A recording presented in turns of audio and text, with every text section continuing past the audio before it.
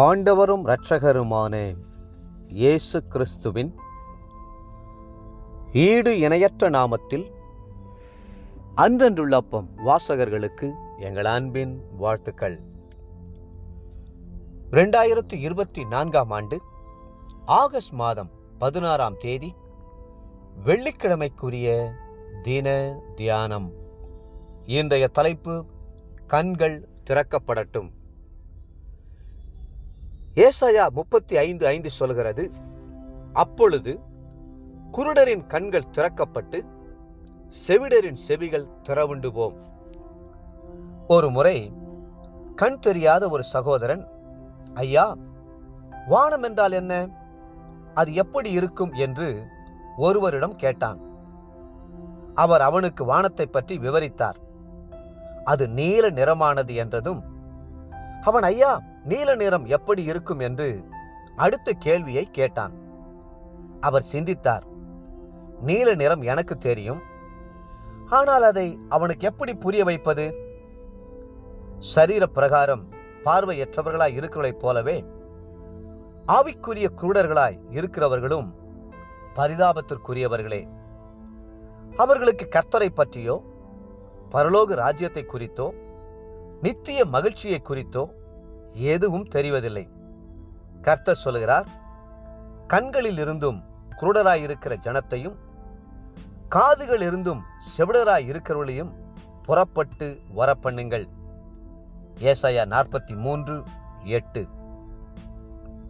பார்வையற்றவர்கள் கர்த்தரண்டை வரும்போது அவர் நிச்சயமாகவே குருடரின் கண்களை திறக்க வல்லமையுள்ளவர். ஒரு முறை இயேசுவிடத்தில் 2 குருடர்கள் வந்து, தாவீதின் குமாரனே, எங்களுக்கு இரங்கும் என்று கூப்பிட்டார்கள். இயேசு அவர்களை நோக்கி, இதை செய்ய எனக்கு வல்லமை உண்டென்று விசுவாசிக்கிறீர்களா என்று கேட்டார். அதற்கு அவர்கள், ஆம், விசுவாசிக்கிறோம் ஆண்டவரே என்றார்கள். அப்பொழுது அவர்களுடைய கண்களை அவர் தொட்டு, உங்கள் விசுவாசத்தின்படி உங்களுக்கு ஆகக் கடவது என்றார்.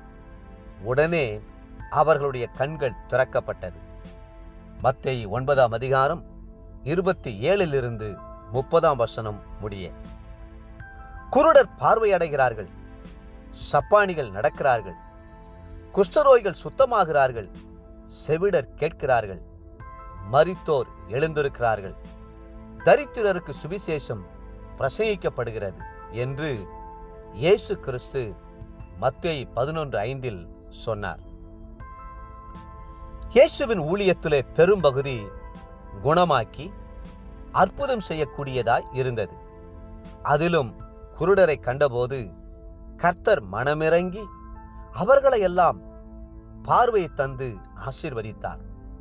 வேதம் சொல்கிறது, மத்தேயு 12:22, அப்பொழுது பிசாசு பிடித்த குருடும் ஊமையுமான ஒருவன் அவரிடத்தில் கொண்டு வரப்பட்டான். குருடும் ஊமையுமானவன் பேசவும் காணவும் தக்கதாக அவனை சொஸ்தமாக்கினார். ஒரு முறை ஒரு சகோதரி இவ்வாறு சாட்சி கூறினார்கள், என் கண்கள் ஏனோ திடீரென்று மங்கிக் கொண்டே வந்தது. வேதம் வாசிக்க முடியவில்லை, ஒருவரையும் அடையாளம் காண முடியவில்லை. எத்தனையோ ஊழியக்காரரிடம் ஜெபிக்கும்படி கேட்டுக்கொண்டேன். ஒரு இரவு என் கண்களுக்காக கர்த்தரிடத்தில் போராடி ஜெபிக்க வேண்டும் என்று தீர்மானித்தேன். இரவு 10 மணிக்கு முழங்கால் படியிட்டதுதான் தெரியும். விடிய விடிய கர்த்தரிடத்தில் போராடி, பர்திபேவை குணமாக்கின தெய்வமே, என்னை குணமாக்கும், உம்முடைய வருகை பரியந்தம் எனக்கு பார்வை இருக்க வேண்டும் என்று ஜெபித்தேன். கர்த்தர் அற்புதமாய் எனக்கு பார்வை தந்தார் என்று அவர் சொன்னார். தேவப்பிள்ளைகளே, உண்மையிலேயே இந்த உலகத்தில் கண்கள் தெரியாதவர்களாய் வாழ்வது எத்தனை பரிதாபமான காரியம்! கர்த்தர் நமக்கு கிருபையாய் கொடுத்திருக்கிற கண்களுக்காகவும் பார்வைக்காகவும் அவருக்கு எவ்வளவு நன்றி செலுத்த வேண்டும். இன்றைய நினைவிற்கு மத்தேயு 15:31, ஊமையர் பேசுகிறதையும் ஊனர் சொஸ்தமடைகிறதையும் சப்பானிகள் நடக்கிறதையும் குருடர் பார்க்கிறதையும் ஜனங்கள் கண்டு ஆச்சரியப்பட்டு இஸ்ரவேலின் தேவனை மகிமைப்படுத்தினார்கள். இன்றைய வேத வாசிப்பு காலை சங்கீதம் 94, 95 மற்றும் 96 சங்கீதங்கள். மாலை ரோமர் 15 அதிகாரம் 14 33 வசனம் முடிய. அன்புக்குரிய அன்றன்றுள்ள வாசகர்களே, மீண்டும் உங்களை வாழ்த்துகிறோம். நம்முடைய ஆண்டவர் அற்புதங்களை செய்கிறவர். உங்களுக்கும் அற்புதம் செய்து உங்களை ஆசீர்வதித்து மென்மேலும் உயர்த்துவாராக. ஆமென்.